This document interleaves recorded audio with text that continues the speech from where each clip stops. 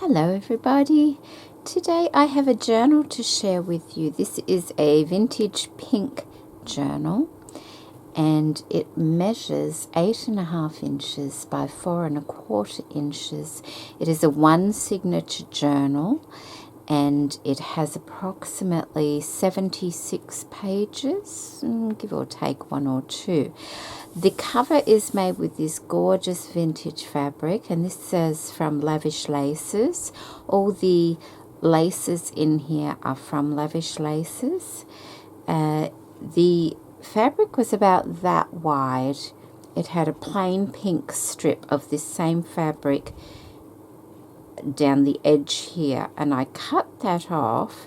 That's what I used for the tie because it's a nice strong fabric, and this, because it's a bit of a, I think, crocodile mouth they call it, it needs a strong tie. And then I stitched it down the center there, so the fabric was only that wide, but it was twice as long. I had just enough to make the cover and the tie with it, which was quite fortunate. So I've made a dangle for the spine there. I've made that out of all bits and pieces from Baby Craft.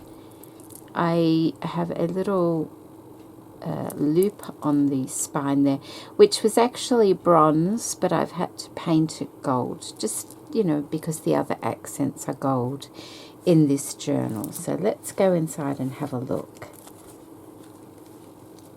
And it's very full. It's very full. So what I might do is take the tags and things out as I go along, just so you get an idea of what it's like without the tags as well. And it is a pink journal, so it's predominantly pink and pretty. So on the inside cover here we have a pocket, and as I said, all laces are from Lavish Laces. And in here I have a tall skinny tag with a vellum cover over it, and that's the back there. They're all stitched around. Another beautiful trim from Lavish Laces, which I've just doubled over with a bow. So I'll pop these things over to one side so we get an idea. Then I have an envelope there with a die cut that can be used, and inside just a little card with a deckled edge, and that's a lovely washi sticker on that. And that's a vintage card and envelope. You might notice at some stage when they've been, in the drawer packed, it's slightly stuck together there, but still very usable. So on this side we have a little tuck spot here. I've used a variety of papers in here. Oh, and on the back of on the front of that envelope there, I have used a rub-on as well. I've used quite a lot of rub-ons in this journal, and they're all from Tapeology. I'll put a link in the description box to other things as well.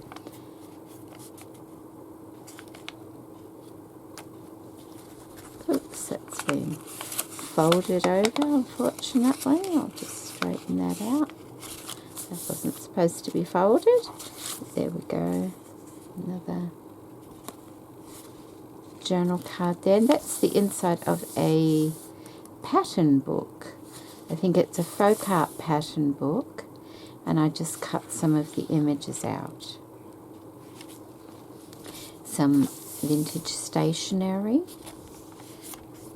And another tag here, which is just clipped on with a doily piece, and there's another rub-on that one on some dictionary paper. The doily is just folded over with a paper clip holding it in place. Another little tag with some golden trim from Lavish Laces. That's the same trim I used here, but I just cut this one in half. Little tag with a punch design on it.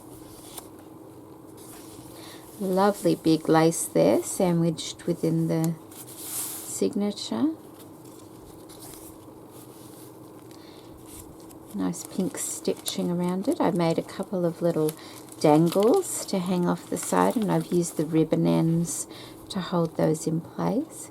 And these match the dangle on the outside of the journal. Little collage and another tag with a ribbon.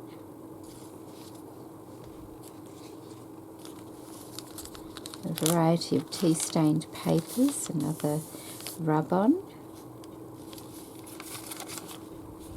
And this is an envelope, a stationery envelope I found, and made a tag for that. And I just lined it with some dictionary paper because it was a bit too bright. And it's a little pocket in there. Collage and some crepe paper along the top. Another rub-on and a lace flip-up, beautiful lace. And this is a glassine bag that I popped between the signature, and I've popped in here a nice long skinny tag. This polka dot, gold polka dot paper was actually a paper bag, and I really liked it, so I cut the paper bag up and just glued it on the front there, and there's part of a doily there and another rub-on. There's just a couple of fun pieces you can use within the journal, and that just some paper folded over the top there. I've used some threads to decorate that as well. Another paper bag. It did have a bright red top on it, so I covered that in book paper and popped a little tag in there. Another rub-on. Collage. More of the folk art pattern paper. And the other another piece of stationery, another tag here. I had to pop it under the sewing machine when it was all filled, so I think things might have moved around a bit then, but I'll get them all straightened out. That's just another tag. A beautiful trim there and there. And another little tag there.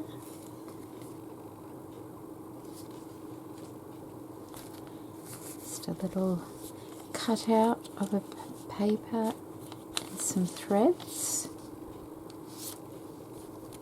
Rub-on. A little sticker and a doily piece, and the large part of the folk art piece. That piece that's missing there, it was too big for the center, but I used that piece at the front here for this here. So not gone to waste, and then I stitched a lovely lace onto it there. So plenty of writing spots in this journal. That's the way I like to make my journals. Another little skinny tag there. Another dangle, slightly different to the other one. This one's using a lighter coloured flower, and this one over here has the darker flower on it. So they're the same, but just slightly different. Another tag. I went through all my papers to find anything with pink on it, so there's a nice variety. They're not all from the same collection, which I like.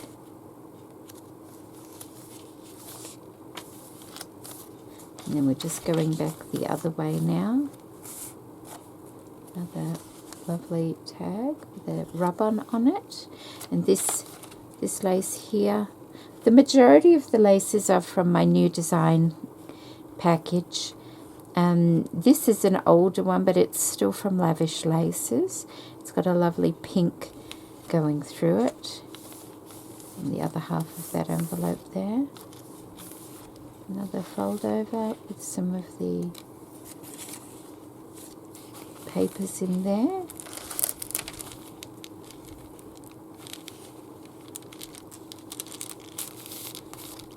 Another long skinny tag with a rub-on on the top.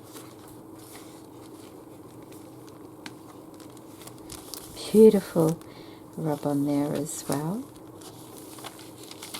Another flip up of the beautiful lace. Another tag there. And all the tags are done in a variety of backings. As you can see, there's two totally different ones there. I just went through the scraps I had to line the back of my tags. Another lovely one there. And that's some tea stained paper on the back of that one.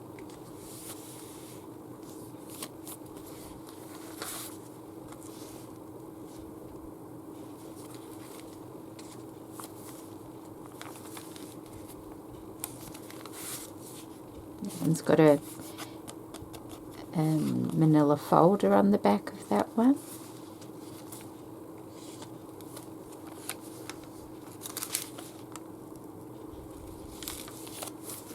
The other side of the lace, a little flip out, and a couple of tags in this one, two different pink backings,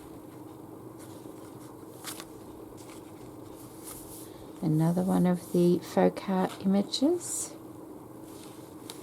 That one was like a doily effect one, so I've just folded it over and did a feather stitch down the side there.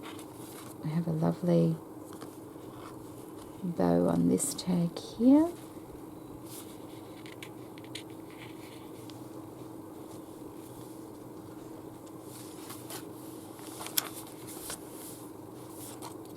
Vintage stationery.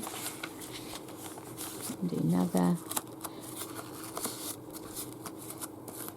ruffled tag with crepe paper there.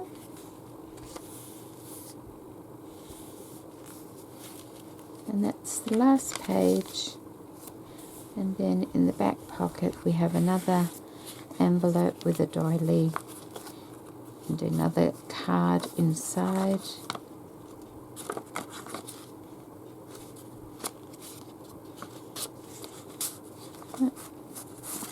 There we go.